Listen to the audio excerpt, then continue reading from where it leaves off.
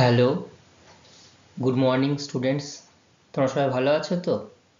আচ্ছা, আমি মানস স্যার আবার তোমাদের সামনে চলে এসেছি নতুন অংশ নিয়ে আলোচনা করবার জন্য, এবং খুব গুরুত্বপূর্ণ অংশ, যেটা তোমাদের আলোচনা শুনতে বা তোমাদের বিভিন্ন নতুন নতুন তথ্য শুনতে খুব ভালো লাগবে। একটা মজাদার আলোচনা আজকে আমরা করব, ঠিক আছে?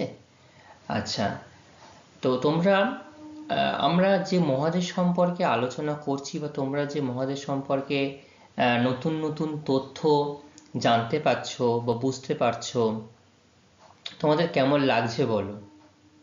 ভালো লাগছে, তাই না? একটা অন্য মহাদেশ সম্পর্কে নতুন নতুন তথ্য জানতে সবারই ভালো লাগবে, এবং তোমাদের ভালো লাগছে এটা শুনে আমারও খুব ভালো লাগলো যে আমি আরও যতটা পারি নতুন নতুন তথ্য, পাঠ্যপুস্তক যা আছে সেগুলো তো তোমাদেরকে ভালোভাবে বুঝিয়ে দেওয়ার জন্য আমি বলছি।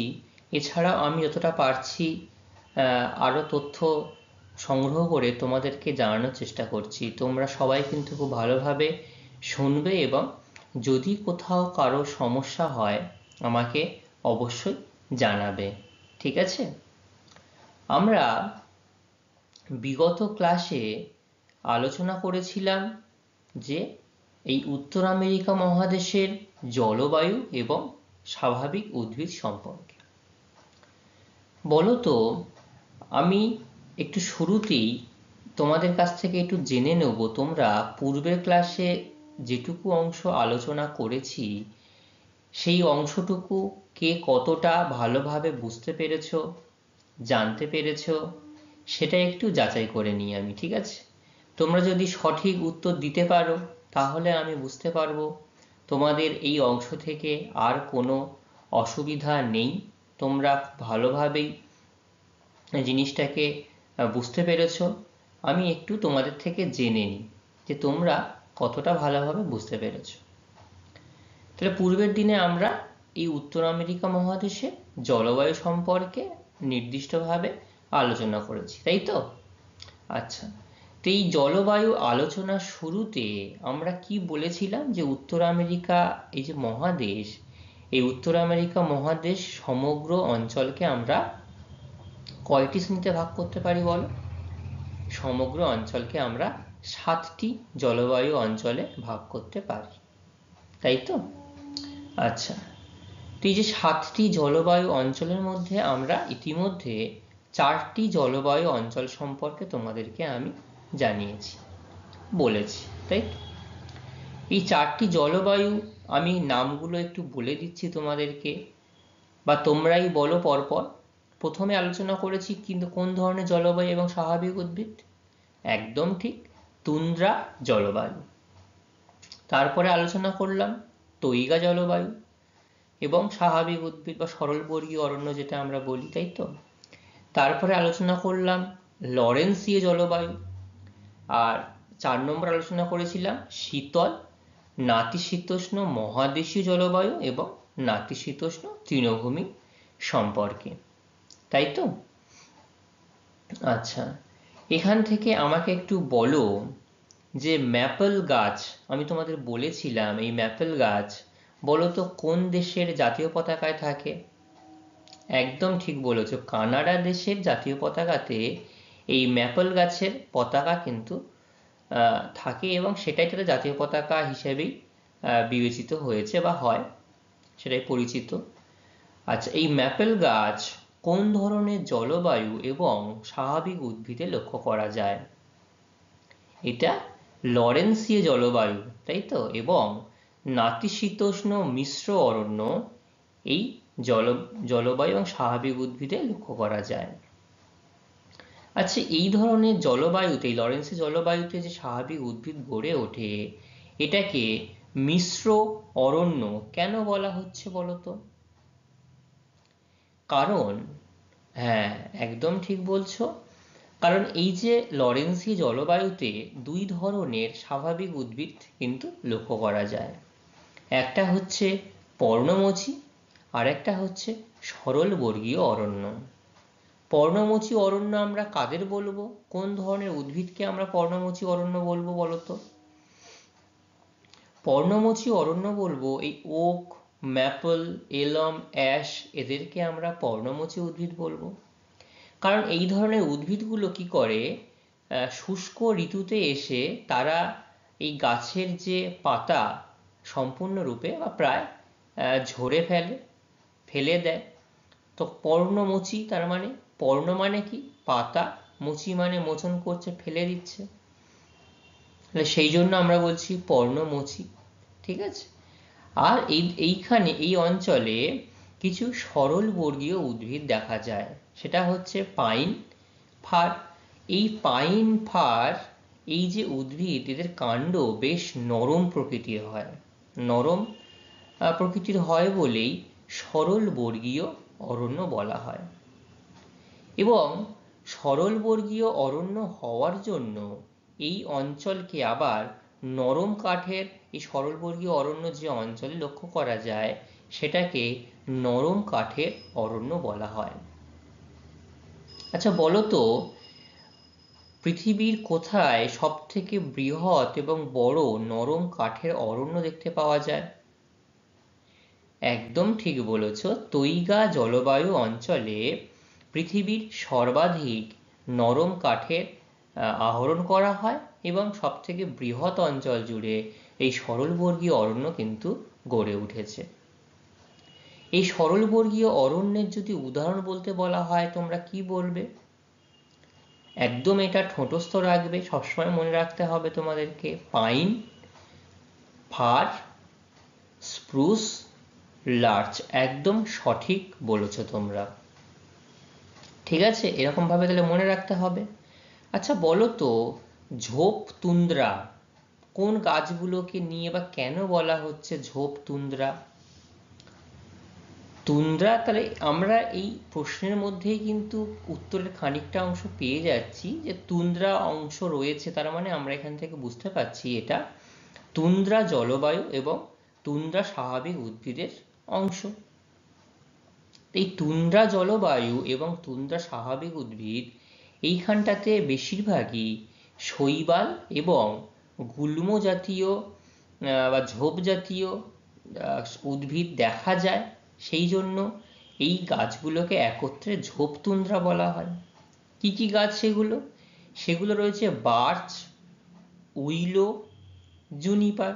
প্রত্যেকটি গাছের আমি নির্দিষ্ট রকম ভাবে ছবি আমি তোমাদের সামনে দেখিয়েছি যে কোনটা কি ধরনের গাছ, বলেছি তো তোমাদের। আচ্ছা, আর একটা বলো তো, যে শীতল নাতিশীতোষ্ণ এই মহাদেশীয় জলবায়ুর কয়েকটি উদ্ভিদের উদাহরণ যদি তোমাদেরকে জানতে বলা হয়, জানা যায়, কি বলবে তোমরা? আলফা আলফা, চাপড়া, শীষ, তাই তো? কারণ এইখানটাতে বৃষ্টিপাতের পরিমাণ বেশ কম বলে এখানকার প্রধান উদ্ভিদ কিন্তু তৃণজাতীয় বা গুল্ম জাতীয়। এবং এই অঞ্চলে যেখানে একটু বৃষ্টিপাতের পরিমাণ বেশি সেইখানে কিন্তু আবার বার্চ বা উইলো গাছ অল্প পরিমাণে দেখতে পাওয়া যায়, তাই তো? আচ্ছা, এই সাথে সাথে আমরা আজকের মতো প্রশ্নোত্তর পর্ব আলোচনা শেষ করলাম। বাবা, সবাই একটু হাঁপ ছেড়ে বাঁচলো যে স্যার আজকে আমাকে আর প্রশ্নটা জিজ্ঞাসা করলো না, তাই তো? এবার তাহলে ক্লাসের মধ্যে ঢুকে যাবে, স্যার আজকে আর প্রশ্ন জিজ্ঞাসা করবে না, এরকম কিন্তু ভেবো না। কারণ সবাই একটু প্রস্তুতি থেকো, তোমাদের নিজেদের ভালোর জন্যই বলছি। তোমাদের নিজেরা এই অংশগুলো প্রস্তুতি নিয়ে থাকলে, খুব ভালোভাবে প্রস্তুতি নিয়ে রাখলে পরীক্ষায় কিন্তু খুব বেটার নাম্বার পাবে। এবং শুধু পরীক্ষায় বেটার নম্বর পাওয়ার জন্য নয়, তুমি কিন্তু অনেক ইনফরমেটিভ উত্তর এখান থেকে পাচ্ছ, যে পৃথিবীর কোন মহাদেশ বা কোন দেশে কি ধরনের স্বাভাবিক উদ্ভিদ বা কেমন ধরনের জলবায়ু কেমনভাবে পরিলক্ষিত হয় সেগুলো কিন্তু তোমরা সহজেই জানতে পারছো পাঠ্যপুস্তক থেকে। ঠিক আছে? আচ্ছা, এইবার আজকে আমরা পরবর্তী যে আলোচিত অধ্যায় আলোচনা করব আজকে, সেই অংশে ফেরত আসি। তো এইখানটাতে আমি তোমাদের পূর্বের দিনেই বলে দিয়েছিলাম 7টি প্রধান জলবায়ু অঞ্চল এবং স্বাভাবিক উদ্ভিদ রয়েছে। 4টি জলবায়ু অঞ্চল এবং স্বাভাবিক উদ্ভিদ আমরা কি করেছি, ইতিমধ্যে আলোচনা করে ফেলেছি। আমাদের বাকি থেকে গেছে আর 3টি জলবায়ু এবং স্বাভাবিক উদ্ভিদ। পূর্বের ক্লাসে আমরা সময়ের অভাবের জন্য সম্পূর্ণ করতে পারিনি, তাই তো? সেটা আজকে আমরা এই অংশে সেগুলো সম্পন্ন করব। দেখো এখানে কিন্তু তোমরা অনেক বেশ কয়েকটি গাছ তোমরা দেখতে পাবে, যে গাছগুলো তোমাদের কাছে দেখলে খুব ভালো লাগবে।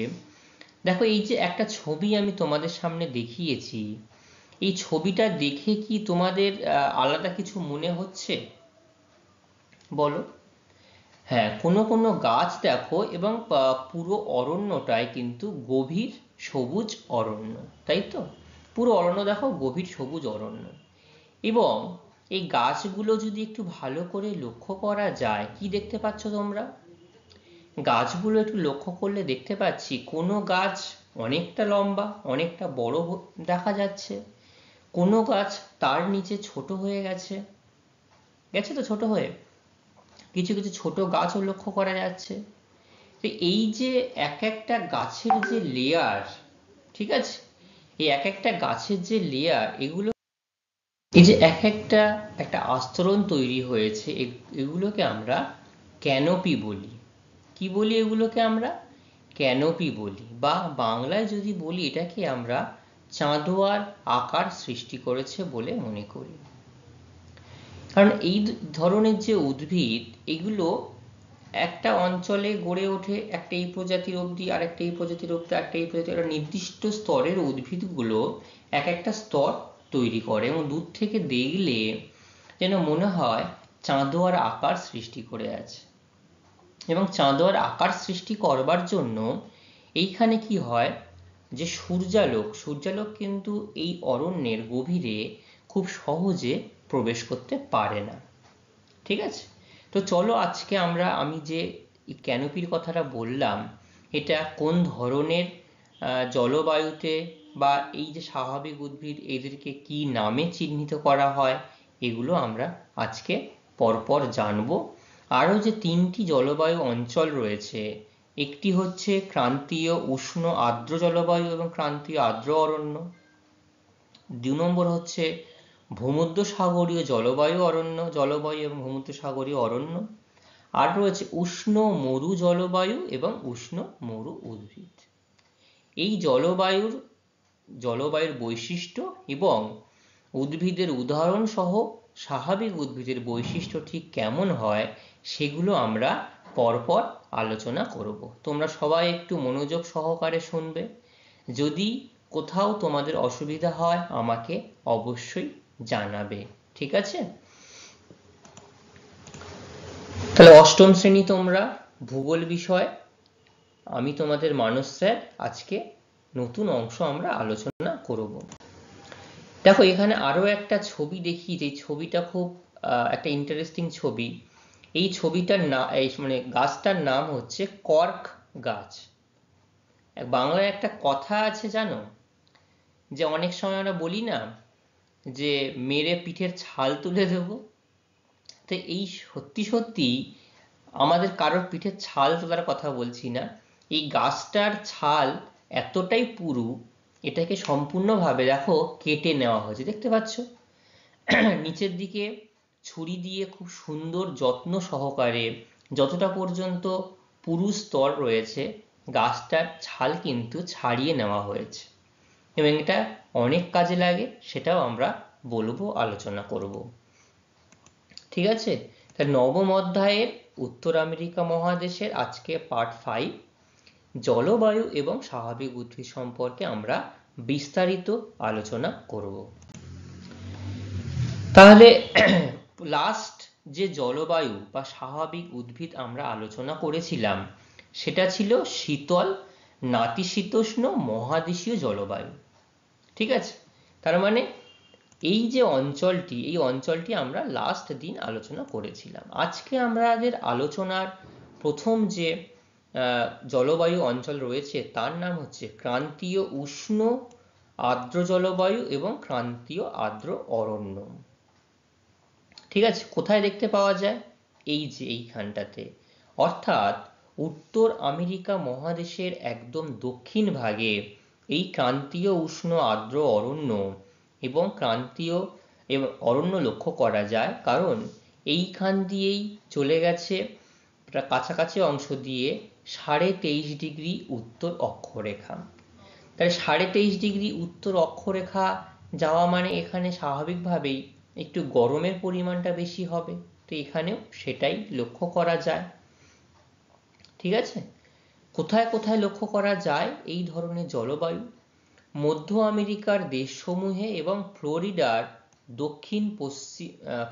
দক্ষিণ অংশ, অর্থাৎ ফ্লোরিডা রয়েছে এখানটায়, ফ্লোরিডার দক্ষিণে এই অংশ জুড়ে, এবং পশ্চিম ভারতীয় দ্বীপপুঞ্জ, এই যে ক্যারিবিয়ান সাগর রয়েছে এই যে অংশ জুড়ে, এইখানটাতেও কিন্তু এই জলবায়ু কিছুটা লক্ষ্য করা যায়। তাহলে অবস্থানটা বোঝা গেল। আচ্ছা, এইবার আমরা এই জলবায়ুর বৈশিষ্ট্য সম্পর্কে জানব। কি কি বৈশিষ্ট্য রয়েছে? এখানে বৈশিষ্ট্য রয়েছে, নিরক্ষীয় জলবায়ুর মতোই এই অঞ্চলে সারা বছর বৃষ্টিপাত হয়। আমরা যখন নিরক্ষীয় জলবায়ু আলোচনা করেছিলাম, তোমরা বলো তো সেখানে প্রত্যেক দিন বিকেলে কি ধরনের বৃষ্টিপাত হয়? পরিচলন বৃষ্টিপাত হয়, যেটাকে আমরা 4 o'clock রেন বলি, কারণ প্রত্যেক দিন বিকেলে সেখানে বৃষ্টিপাত হয়, তাই তো? সেই নিরক্ষীয় জলবায়ু অঞ্চলে প্রত্যেক দিন বৃষ্টিপাত হয় বলেই সেখানে কিন্তু চিরহরিত অরণ্য লক্ষ্য করা গেছিল, তাই তো? যেখানে গাছের পাতা সারা বছর কি থাকে?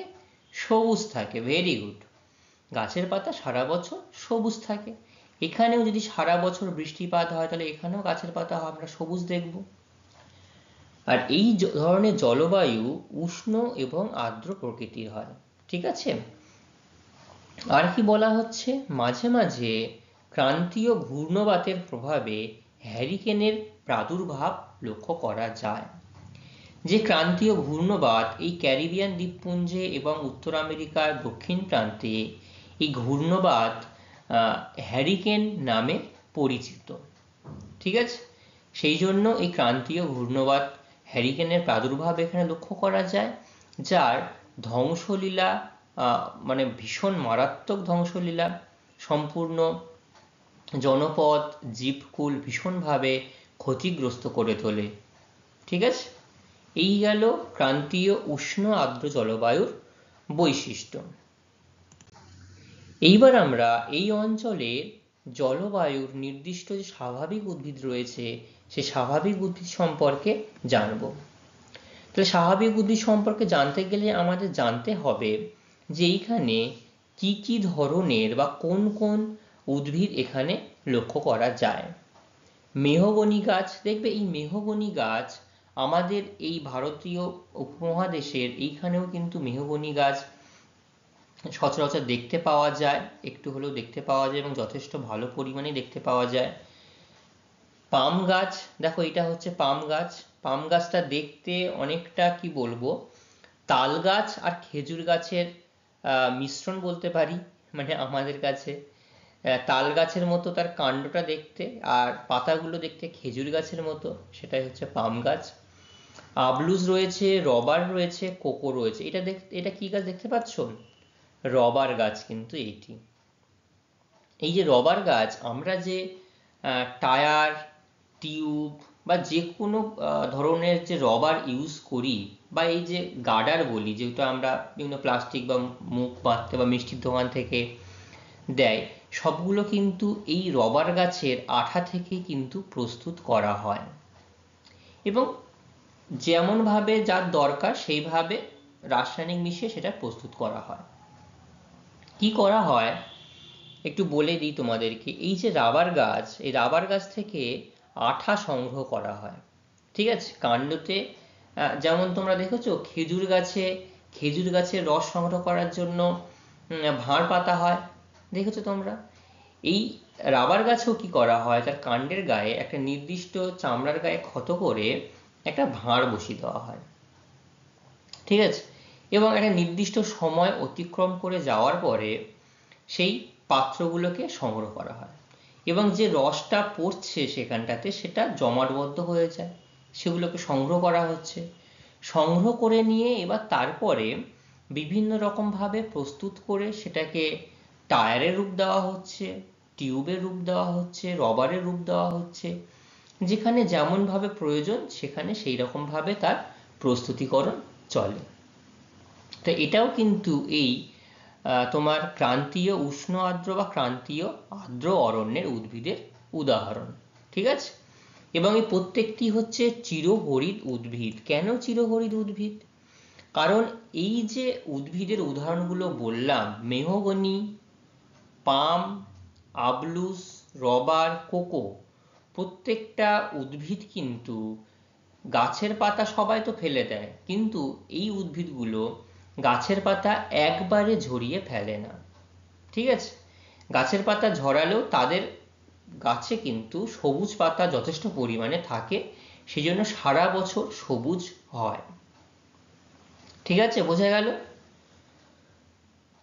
আর পর্ণমোচী কি করে? পর্ণমোচী যখন পাতা ঝরিয়ে ফেলে, গাছের পাতা মানে একসঙ্গে সব ঝরিয়ে ফেলে কি করে?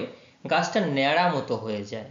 এটাই হচ্ছে পর্ণমোচী আর চিরহরিতের মধ্যে, পর্ণমোচী এবং চিরহরিতের মধ্যে পার্থক্য। ঠিক আছে, এইখানকার এই যে উদ্ভিদের নামগুলো বললাম, এরা কেমন, এদের বৈশিষ্ট্য কেমন? বিভিন্ন প্রজাতির গাছ অত্যন্ত ঘনভাবে জন্মায়। দেখো এই যে সম্পূর্ণ অরণ্যটা যদি তোমরা খেয়াল করো, গাছগুলো এত ঘনভাবে রয়েছে এবং সব ধরনের গাছ কিন্তু একই জায়গাতেই গড়ে উঠেছে, এত ঘনভাবে জন্মায়, আলাদা কিন্তু সহজে আলাদা করা যায় না। এবং গাছগুলোর পাতা একত্রে মিশে গিয়ে এখানে একটা ক্যানোপি বা বৃহৎ চাঁদোয়া তৈরি করেছে। কি করেছে? বৃহৎ চাঁদোয়া বা লার্জ ক্যানোপি তৈরি করেছে। ঠিক আছে, এটা দেখো মেহগনি গাছ। এই মেহগনি গাছ সারিবদ্ধভাবে, এগুলোকে মূলত আমার যা দেখে মনে হচ্ছে চাষ করাই হয়েছে হয়তো, কারণ এটা খুব সারিবদ্ধভাবে এগুলোকে, বা এটা প্রকৃতির স্বাভাবিক নিয়মে হতে পারে, তবে এইগুলোকে সারিবদ্ধভাবে বসানো হয়েছে এই পাম গাছকে। এই চিরসবুজ গাছগুলি কাঠ অত্যন্ত শক্ত প্রকৃতির হয়, কারণ এখানটাতে কি হয়, গাছগুলো সারা বছর বৃষ্টির জল পাচ্ছে, খুব দ্রুত হারে বেড়ে ওঠে, এবং যত দ্রুত হারে বেড়ে ওঠে কাণ্ডগুলো খুব শক্ত প্রকৃতির হয়। এই শক্ত প্রকৃতির হওয়ার জন্য যে মূল্যবান ফার্নিচার বা আসবাবপত্র কিন্তু এইখান থেকেও তৈরি করা যায়। গাছগুলি খরা প্রতিরোধী হওয়ায় উষ্ণ শুষ্ক গ্রীষ্মকালে ভালোভাবে বেঁচে থাকে। তার মানে উষ্ণ যখন থাকে এবং শুষ্ক গ্রীষ্মকাল যখন হয়, অর্থাৎ যখন বৃষ্টিপাত সেইভাবে হয় না, তখনও কিন্তু গাছগুলো সহজেই বেঁচে থাকে, কারণ তারা যে প্রয়োজনীয় জল আগে থেকে খানিকটা সংগ্রহ করে রাখে, সেই জন্য গাছগুলো পাতা সারা বছর সবুজ থাকে। ঠিক আছে, স্বাভাবিক উদ্ভিদ এবং এই স্বাভাবিক উদ্ভিদের উদাহরণ এবং বৈশিষ্ট্য তাহলে বুঝতে পারলে। ঠিক এইভাবেই পয়েন্ট করে করে তোমাদেরকে উদ্ভিদের বৈশিষ্ট্যগুলো এবং উদাহরণগুলো কিন্তু তোমাদের বলতে হবে। ঠিক আছে, আচ্ছা, এবার আমরা এর পরবর্তী একটা জলবায়ু পড়ব। এই জলবায়ুটা বেশ ইন্টারেস্টিং। কেন ইন্টারেস্টিং বলছি আমি, বলতো আমাদের ভারতবর্ষে জলবায়ু কি ধরনের, মানে গ্রীষ্মকাল কেমন ধরনের, শুষ্ক না আর্দ্র? গ্রীষ্মকাল আর্দ্র বা গ্রীষ্ম এবং বর্ষাকাল আর্দ্র প্রকৃতির। আর শীতকাল কেমন হয়? শীতকাল হয় শুষ্ক প্রকৃতির, তাই তো? শীতকালে কি আমাদের এখানে বৃষ্টিপাত হয়? হয় না। যেটা হয় পশ্চিমী ঝঞ্ঝার জন্য কোনো কোনো বছরে বৃষ্টিপাত হতে দেখা যায়, তবে স্বাভাবিক নিয়মে বৃষ্টিপাত হয় না। তবে এই ভূমধ্যসাগর জলবায়ু অঞ্চল যেটা আমরা এখন আলোচনা করতে যাচ্ছি, এই ভূমধ্যসাগর জলবায়ু অঞ্চল কিন্তু সম্পূর্ণ আমাদের এইখানকার থেকে বিপরীত অবস্থা লক্ষ্য করা যায়। ঠিক আছে, কেমন বিপরীত অবস্থা লক্ষ্য করা যায়? এইখানটাতে শীতকালে বৃষ্টিপাত হয়, ঠিক আছে? শীতকাল আর্দ্র হয় আর গ্রীষ্মকাল হয় শুষ্ক। অর্থাৎ গ্রীষ্মকালে আমাদের এখানে যেমন প্রচণ্ড ঘাম হয়, যে ঘাম শুকোতে চায় না, বাতাসে জলীয় বাষ্পের পরিমাণ প্রচুর থাকে, ভূমধ্যসাগর জলবায়ু অঞ্চলে সেটাই হয়, এই গ্রীষ্মকাল শুষ্ক হয়ে যায়, ঠিক আছে? আর শীতকাল হয় আর্দ্র। তো দেখি এটা কোথায় কোথায় লক্ষ্য করা যায়। দেখো, এই যে ভূমধ্যসাগর জলবায়ু অঞ্চল, এই যে অংশটুকু, এইখানে মহাদেশের দক্ষিণ পশ্চিম অংশে ক্যালিফোর্নিয়ার উপকূল অঞ্চল, এই ক্যালিফোর্নিয়ার উপকূল অঞ্চলেই কিন্তু এই ভূমধ্যসাগরীয় জলবায়ু অঞ্চল দেখতে পাওয়া যায়। এই ভূমধ্যসাগর জলবায়ু অঞ্চল প্রধানত দেখতে পাওয়া যায় ইউরোপ সংলগ্ন যে ভূমধ্যসাগর রয়েছে, সেই ভূমধ্যসাগরেই কিন্তু, এবং ভূমধ্যসাগরের তীরবর্তী যে অংশ রয়েছে, মানে অংশ বলবো না, যে দেশগুলো রয়েছে, ফ্রান্স, ইউরোপ, ইটালি, পর্তুগাল, এই যে দেশগুলো রয়েছে, এই দেশগুলোতেই কিন্তু এই ধরনের জলবায়ু দেখতে পাওয়া যায়। কিন্তু এটা আমেরিকা মহাদেশের নির্দিষ্ট এই অঞ্চলে এই ধরনের জলবায়ু, মানে ভূমধ্যসাগরীয় জলবায়ুর বৈশিষ্ট্যটা এখানে লক্ষ্য করা যায় বলে এই অঞ্চল ভূমধ্যসাগরীয় জলবায়ু নামে চিহ্নিত। তবে একটা জিনিস, এখানকার জলবায়ু উল্টো হলেও কি হবে, এইখানে কিন্তু খুব সমভাবাপন্ন এবং মনোরম পরিবেশ থাকে। কারণ যত সুন্দর সুন্দর প্রাকৃতিক দৃশ্য এবং অতি সুন্দর প্রাকৃতিক দৃশ্য দেশগুলো কিন্তু এই ভূমধ্যসাগরীয় জলবায়ুর অঞ্চলেই কিন্তু গড়ে উঠতে দেখা যায়। সেই জন্য এই সব দেশগুলোতে সারা বছর প্রচুর পরিমাণে পর্যটক কিন্তু ভিড় জমাতে থাকে, ঠিক আছে? জলবায়ুর বৈশিষ্ট্য কেমন আমি তো একটু বলেই দিয়েছি, তাও একটু বলি। রোদ ঝলমলে সমভাবাপন্ন জলবায়ু, তার মানে রোদ ঝলমল করে, একদম পুরো সমভাবাপন্ন জলবায়ু। কারণ এটা তো ভূমধ্যসাগরের পার্শ্ববর্তী অঞ্চলে লক্ষ্য করা যায়, তাহলে আর্দ্রতাটা ভালোই লক্ষ্য করা যায়, রোদ ঝলমলে সমভাবাপন্ন, চরম ভাবাপন্ন নয়। দক্ষিণ পশ্চিম পশ্চিমা বায়ুর প্রভাবে শীতকালে বৃষ্টিপাত হয়। তাহলে এই যে দক্ষিণ দিক আর এটা হচ্ছে পশ্চিম দিক, এই দক্ষিণ পশ্চিম পশ্চিমা বায়ুর প্রভাবে এই অঞ্চলে কি হয়, শীতকালে বৃষ্টিপাত হয়, ঠিক আছে? বুঝতে পেরেছো? আর গ্রীষ্মকাল কেমন থাকে? গ্রীষ্মকাল থাকে শুষ্ক, তাই তো? গ্রীষ্মকাল থাকে শুষ্ক। আচ্ছা, এই অঞ্চলে আমি আরেকটা তোমাদের তথ্য দিই। এই অঞ্চলে যেটা পৃথিবী বিখ্যাত যে ইংলিশ সিনেমা হয়, সেটাকে আমরা কি বলি বলতো? কি বলি? হলিউড বলি না? একদম ঠিক বলেছো তোমরা, হলিউড। এই হলিউড যে মানে ফিল্ম মেকার, কিন্তু এই ভূমধ্যসাগর জলবায়ু অঞ্চলে ক্যালিফোর্নিয়ার এইখানেই কিন্তু এটা গড়ে উঠেছে, ঠিক আছে? সেই ছবিটাও আমি তোমাদেরকে দেখিয়ে দিলাম। দেখো, এই হচ্ছে হলিউড, এরকমভাবে এখানে লেখা থাকে। সেইখান থেকেই ইংলিশ সিনেমার যে জগৎ, সেটাকে আমরা হলিউড বলে থাকি। আবার আমাদের যে মুম্বাইতে যে হিন্দি সিনেমা হয়, সেটাকে আমরা হলিউড বলি, ঠিক আছে? সরি, আমি বলিউড বলি, আর ইংলিশ সিনেমাকে বলা হয় হলিউড, ঠিক আছে? আচ্ছা, এবার এই ধরনের যে জলবায়ুতে কি কি ধরনের গাছ লক্ষ্য করা যায়। অলিভ গাছ, জলপাই গাছ, যেটা হচ্ছে আমাদের এখানে জলপাই দেখেছো, এখন কিন্তু জলপাই বাজারে উঠছে, দেখবে, একটু খেয়াল করবে। জলপাইয়ের চাটনি কিন্তু আমাদের এখানে আমরা খেয়ে থাকি। তবে এই যে আমাদের এই পরিবেশের জলপাই আর ভূমধ্যসাগরীয় অঞ্চলের জলপাইয়ের মধ্যে অনেক পার্থক্য লক্ষ্য করা যায়। কারণ সেগুলো বেশ উৎকৃষ্ট মানের জলপাই, সেখান থেকে যে সব থেকে দামি তেল অলিভ অয়েল, সে অলিভ অয়েল কিন্তু সেই অলিভ এই গাছ থেকে বা এই ফল থেকেই কিন্তু পাওয়া যায়। এই ধরনের গাছ থেকে।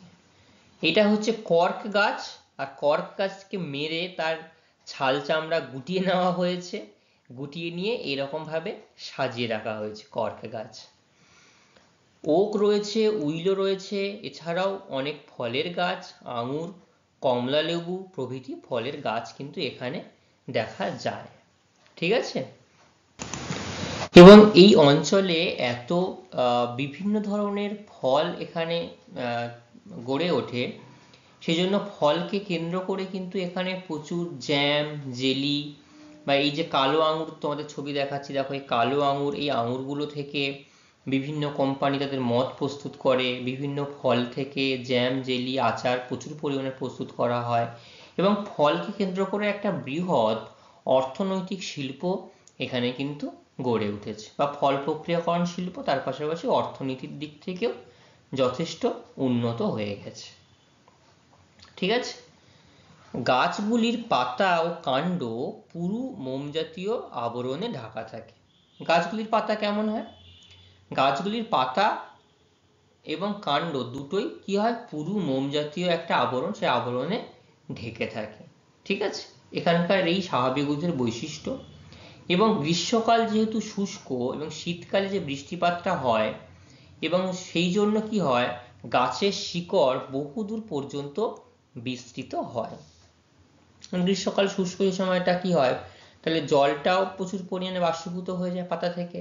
তার জন্য গাছ মাটির তলায় অনেক দূর পর্যন্ত শিকড় দিয়ে প্রয়োজনীয় গাছের যে শারীরবৃত্তীয় প্রয়োজনীয় কার্যকলাপের জন্য শিকড় বহুদূর পর্যন্ত বিস্তৃত করে থাকে। ঠিক আছে।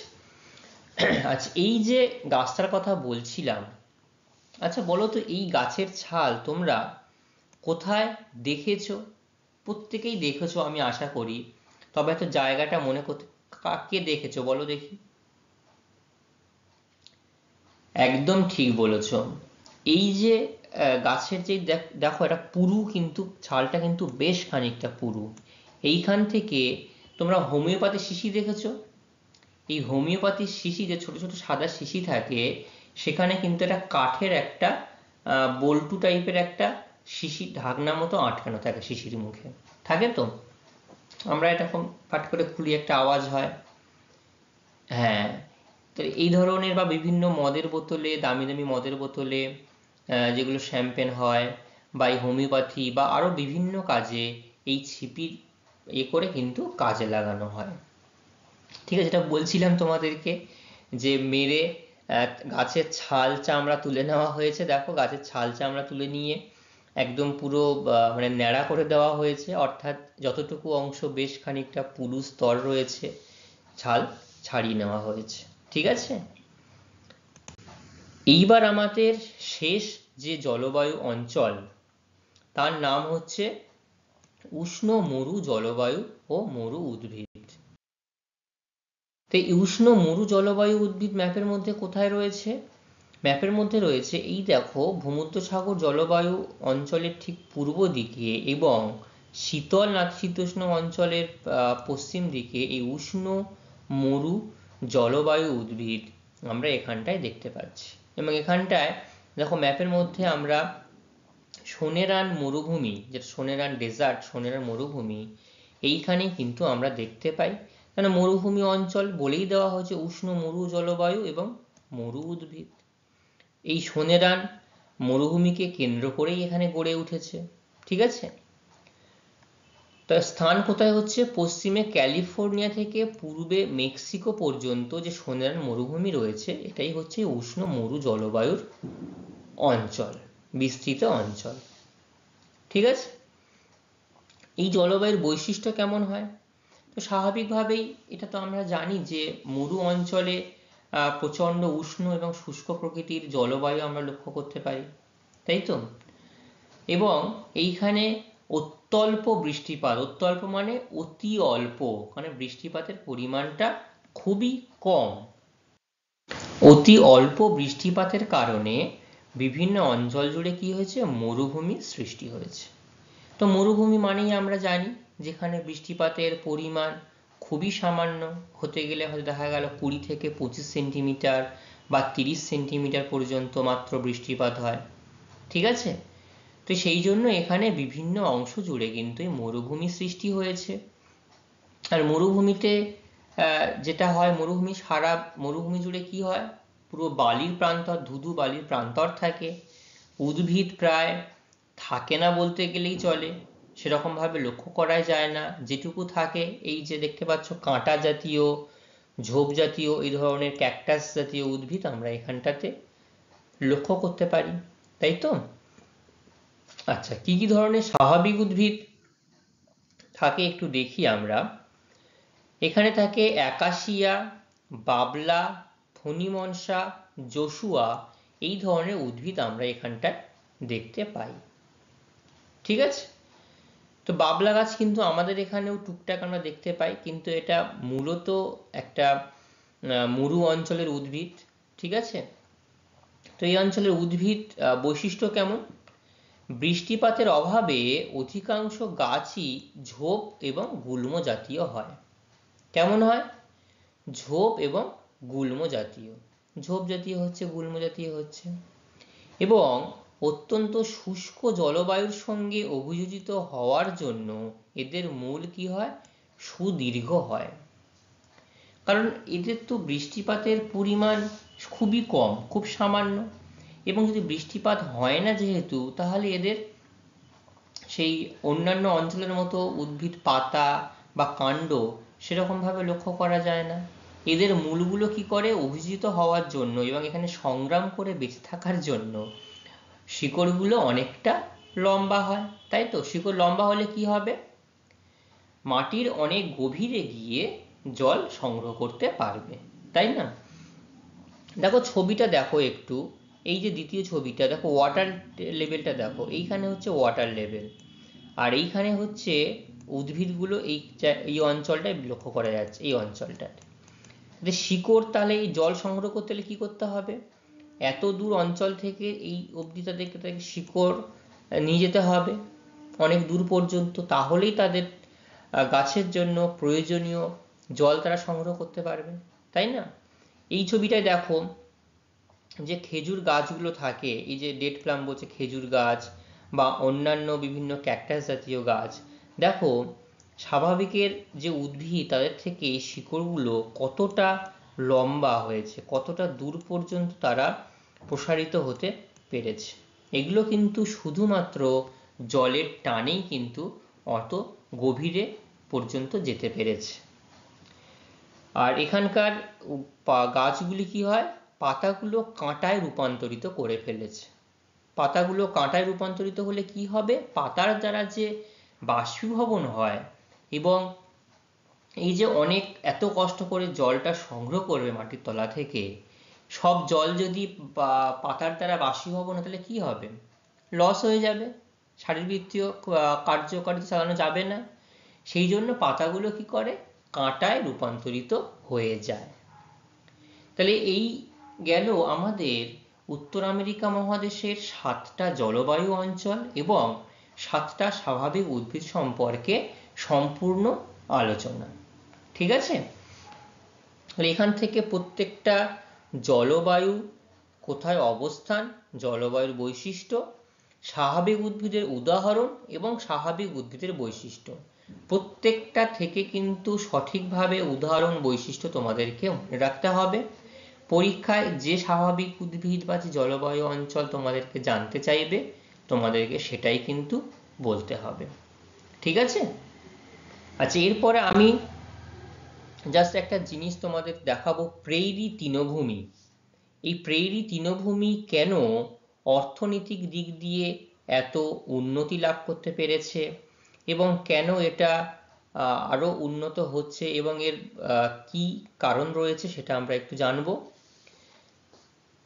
বলছে যে উত্তর আমেরিকা মহাদেশের মধ্যভাগের সমভূমি অঞ্চলের বিস্তীর্ণ এলাকা জুড়ে এই প্রেইরি তৃণভূমি লক্ষ্য করা যায়। দেখো এই যে একদম মধ্যভাগে প্রেইরি তৃণভূমি, একদম এই যে বৃহৎ অঞ্চল জুড়ে কিন্তু প্রেইরি তৃণভূমি আমরা দেখতে পাচ্ছি। ঠিক আছে, তো প্রেইরি তৃণভূমি অঞ্চলে কি হয়? চিনুক নামে এক ধরনের উষ্ণ বায়ু আছে, তাই না? আমি তোমাদের আগের দিন বলেছিলাম একটু। এই চিনুক বায়ু কি করে? এই যে রকি পার্বত্য অঞ্চল রয়েছে, এই রকি পার্বত্য অঞ্চল অতিক্রম করে, ঠিক আছে? অতিক্রম করে যখন এই অঞ্চলে এসে পড়ে, তখন তার এই অঞ্চলের উষ্ণতা কি করে? অনেকখানি বাড়িয়ে দেয়, প্রায় 15 থেকে 20 ডিগ্রি সেন্টিগ্রেড বেড়ে যায়। ঠিক আছে, বেড়ে যাওয়ার জন্য কি হয়, এইখানকার এই যে অঞ্চলে যতটুকু অঞ্চলে বরফ দ্বারা আবৃত থাকে, তুষারপাত হওয়ার জন্য বরফ ঢাকা থাকে, তো যখন তাপমাত্রা বেড়ে যাচ্ছে, উষ্ণ তাপমাত্রা লক্ষ্য করা যাচ্ছে, তখন কি করছে, এই অঞ্চলের বরফগুলোকে সম্পূর্ণভাবে গলিয়ে দিচ্ছে। ঠিক আছে, সম্পূর্ণভাবে গলিয়ে দিচ্ছে। তাহলে গলিয়ে দিলে কি হবে, এইখানে অঞ্চলটা উন্মুক্ত হয়ে গেল, এবং উন্মুক্ত হওয়ার সাথে সাথে তখন এখানটাতে কি হয়, যে বিস্তীর্ণ তৃণক্ষেত্র এখানে গড়ে ওঠে। স্বাভাবিক মানে বৃহৎ বৃহৎ উদ্ভিদ আর গড়ে উঠতে পারে না, কিন্তু তৃণজাতীয় উদ্ভিদ এখানে লক্ষ্য করা যায়। হে, ক্লোভার, আলফা আলফা, তৃণ এবং ভুট্টা, এই যে দেখো একটা বৃহৎ তৃণভূমি, এই যে বৃহৎ তৃণভূমিতে দেখো পশুচারণ, এবং যেখানে ঘাস থাকবে, ঘাস লক্ষ্য করা যাবে, তার মানে সেখানে প্রচুর পরিমাণে আমরা পশুচারণ করতে পারবো। তো এখানে দেখো বাণিজ্যিক উদ্দেশ্যে পশুচারণ করা হচ্ছে। ঠিক আছে, পশুচারণ ক্ষেত্রে ব্যবহার করা হচ্ছে, এবং যখনই আমরা পশুচারণ করছি, তাহলে শুধুমাত্র পশুচারণ তো এই তাদেরকে খাওয়ানোর জন্য নয়, বাণিজ্যিক উদ্দেশ্যে কি হচ্ছে, এদের থেকে প্রচুর পরিমাণে এই পশুগুলোর থেকে দুধ সংগ্রহ করা হয়। এই দুধ সংগ্রহ করে সেখানে বৃহৎ এবং খুব বড় পরিমাণে দুগ্ধজাত শিল্প গড়ে উঠেছে। এই দুগ্ধজাত শিল্প গড়ে ওঠার জন্য এই অঞ্চল দুগ্ধ শিল্পে ব্যাপক উন্নতি লাভ করতে পেরেছে। ঠিক আছে, অনেক উন্নতি লাভ করতে পেরেছে দুগ্ধ শিল্পে এই অঞ্চল সেই জন্য।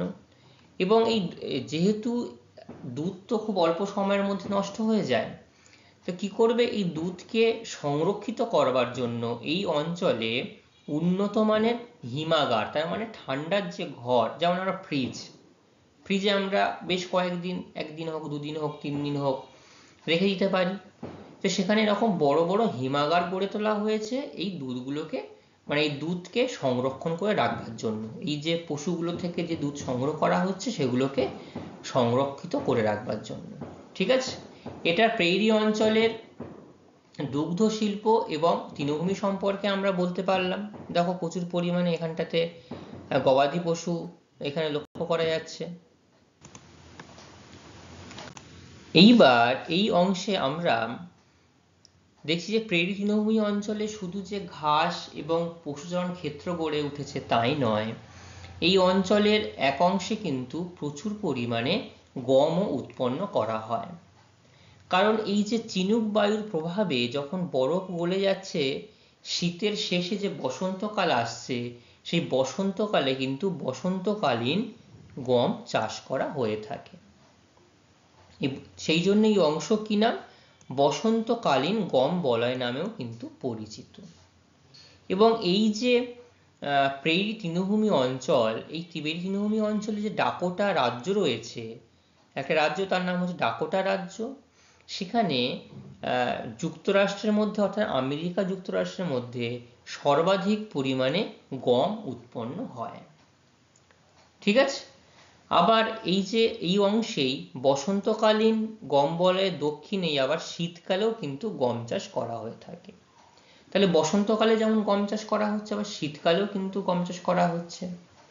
এবং এই যে এখানকার গম চাষ সম্পূর্ণভাবে বাণিজ্যিক পদ্ধতিতে চাষ করা হয়। আমাদের এখানে যে কৃষকরা হাতে করিয়ে সার দিচ্ছে, বীজ রোপণ করছে, আবার হাতে করে কাটছে, এখন হয়তো সবুজ বিপ্লবের জন্য কিছু যন্ত্রপাতি হয়তো প্রয়োগ করা হয়ে থাকে, কিন্তু এখানে কিন্তু 5-10 বিঘের গম চাষ হয় না। এখানে বিঘের পর বিঘে, প্রায় বলতে গেলে 100 বিঘে, 200 বিঘে, 300 বিঘে, এরকম প্রচুর পরিমাণে। দেখো এই জমিটার কোনো শেষ দেখতে পাচ্ছ তোমরা, বা এই জমিটার শেষ দেখা যাচ্ছে? বৃহৎ অংশ জুড়ে গম চাষ করা হচ্ছে, এবং তার জন্য অবশ্যই মেশিনের প্রয়োজন। এই মেশিনের সাহায্যে দেখো গমগুলোকে সংগ্রহ করা হচ্ছে, এবং এখান থেকে এই যে মেশিনটাকে একটা নল মতো দেখতে পাচ্ছ, গমগুলোকে একটা গাড়িতে আবার নেওয়া হয়, সেটা এখানটায় নেই এখন। বা যখন চাষও করা হচ্ছে তখনও উন্নত মানের উন্নত যন্ত্রপাতির মাধ্যমে বীজ রোপণ করা হচ্ছে। যাই হোক, এত বেশি পরিমাণে বিভিন্ন ঋতুতে শীতকালীন গম এবং বসন্তকালীন গম চাষ করা হয় বলে এখানকার এই অঞ্চলকে কি বলা হয়, পৃথিবীর রুটির ঝুড়ি নামে বলা হয়ে থাকে। গম থেকে কি হয়? রুটি হয়। তাহলে সেই জন্যই প্রচুর পরিমাণে গম উৎপন্ন হয় বলে একে পৃথিবীর রুটির ঝুড়ি বলা হয়। কোন অঞ্চলকে? প্রেইরি তৃণভূমি অঞ্চলকে। মনে থাকবে তো? আচ্ছা, তো আমরা বেশ অনেক কিছু তথ্য এই অংশে আজকে আলোচনা করতে পেরেছি। এখান থেকে গুরুত্বপূর্ণ প্রশ্নগুলো আমি তোমাদের সামনে রাখলাম। অনেকটা সময়ও চলে গেছে বিভিন্ন বিষয় সম্পর্কে আলোচনা করবার জন্য। এই প্রশ্নগুলো থেকে তোমরা নির্দিষ্ট উত্তরগুলো খুব ভালোভাবে নিজেরা তৈরি করবে। আমি পরের দিন তোমাদেরকে এখান থেকে নির্দিষ্ট উত্তর জিজ্ঞাসা করব, ঠিক আছে? আজকের ক্লাস আমাদের এই পর্যন্তই থাকবে। তোমরা সবাই খুব ভালো থাকবে। পরবর্তী ক্লাসে আবার তোমাদের সঙ্গে দেখা হবে নতুন কোনো অংশ নিয়ে আলোচনা করবার জন্য। সবাইকে ধন্যবাদ।